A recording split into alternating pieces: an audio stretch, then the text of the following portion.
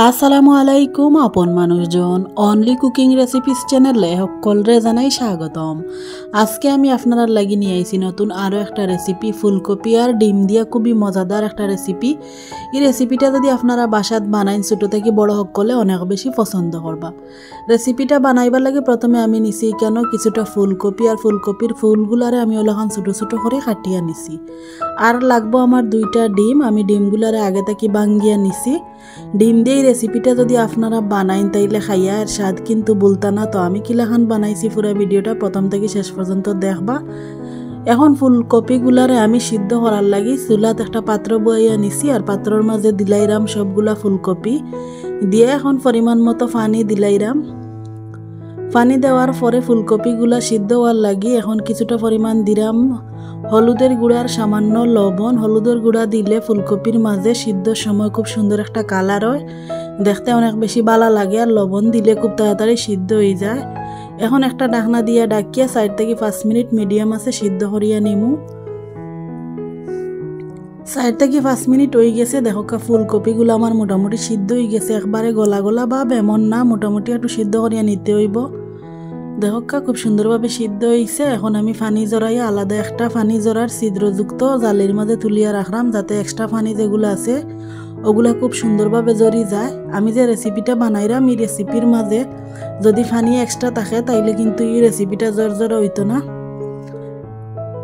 এখন আমি চুলার উপরে আরও একটা প্যান বয়া নিছি আর প্যানের মাঝে দিলাইরাম 2 টেবিল চামচ সয়াবিন তেল। তেল কিছুটা গরম হইয়া আইলে দিলাইরাম আগে থেকে ভাঙ্গিয়া রাখা 2টা ডিম। ডিম দেওয়ার পরে এখন সামান্য পরিমাণে দিলাইরাম হলুদের গুঁড়া আর সামান্য পরিমাণে লবণ।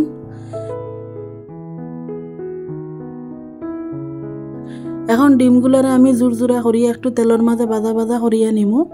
ভিডিওটা দেখতে দেখতে যদি লাইক দিতে ভুলি যাইন মনে করিয়া একটা লাইক দিয়ে পুরো ভিডিওটা দেখার অনুরোধ রইল। আর যদি আমার আজকের এই সুন্দর রেসিপিটা আপনারা কাছে ভালো লাগে চ্যানেলটা সাবস্ক্রাইব করে আমার পাশে থাকবা। দেখো আমার ডিমগুলো মোটামুটি জোরজোড়া করে ভাজা হয়ে গেছে। এখন একটা চামচ দিয়ে আলাদা বাটির মাঝে আমি তুলিয়ে এক সাইডে রাখি দিলাম। এই রেসিপিটা বানানি অনেক সহজ আর যদি আপনারা ওইলাখান বাসাত বানাইন ছোটো থেকে বড় সকলে অনেক বেশি পছন্দ করবা। ভাত রুটি পরোটার লগে খাইতে অনেক বেশি ভালো লাগে। এখন আমি ও প্যানের মাঝে আরও 1 টেবিল চামচ সয়াবিন তেল দিছি আর দিলাইরাম 1/2 চামচ আস্তা জিরা আর দিলাম 4-5টা কাঁচামরিচ। ওগুলাখান আমি মাঝখান দিয়ে ফালি করিয়া নিছি। আর কাঁচামরিচটা আপনারা আপনার পছন্দ মতো দিবা। আর দিলাইরাম মিডিয়াম সাইজের 2টা পেঁয়াজ কুচি করা। এখন সবগুলারে তেলও হালকা আমি 2 মিনিট একটু ভাজা ভাজা করিয়া নিমু। পেঁয়াজগুলো মোটামুটি একটু ভাজা ভাজা হয়ে গেছে দেখিয়া হয়তো বুঝতে পারে। এখন আমি কেন দিলাইরাম 1/2 চামচ আদা রসুনের পেস্ট।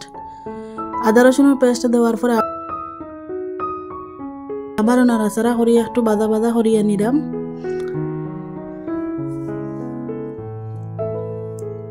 এখন মশলাগুলো যাতে না ফুড়ে এর কারণে কিছুটা পরিমাণ পানি দিলাম। পানি দিয়ে এখন আমি কেন শুকনো মশলাগুলো দিলাইমু। প্রথমে আমি দিলাইলাম 1/2 চা চামচ মরিচের গুঁড়া, 1/2 চা চামচ দিলাম হলুদের গুঁড়া, 1/2 চা চামচ ধনিয়া গুঁড়া আর সামান্য পরিমাণে দিলাম ভাজা জিরার গুঁড়া।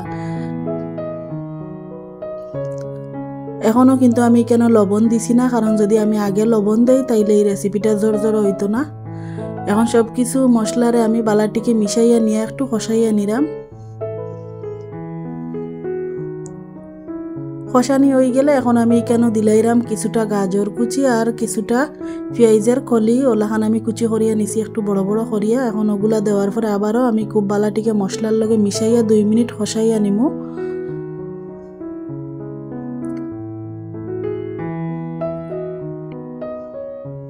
এখন একটা ঢাকনা দিয়ে ডাকিয়া 2 মিনিট আমি একটু সিদ্ধ করিয়া নিমু যাতে গাজর আর পেঁয়াজ কলি খুব সুন্দরভাবে সিদ্ধ হয়ে যায়। 2 মিনিট পরে দেখোকা এখন আমি ঢাকনাটা তুলিয়া আবারও চামচ দিয়ে নাড়াচাড়া করিয়া নিলাম।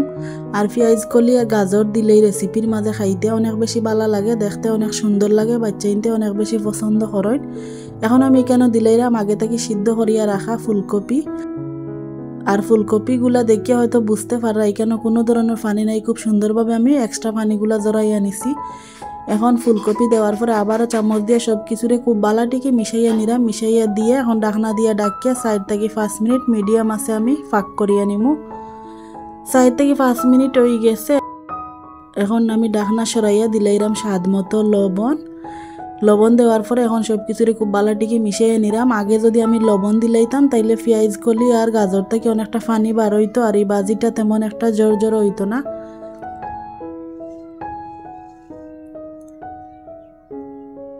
এখন ডাকনা দিয়ে ডাকি আবারও আমি ওলাখান 2 থেকে 3 মিনিট একটু ফাঁক করিয়া নিলাম।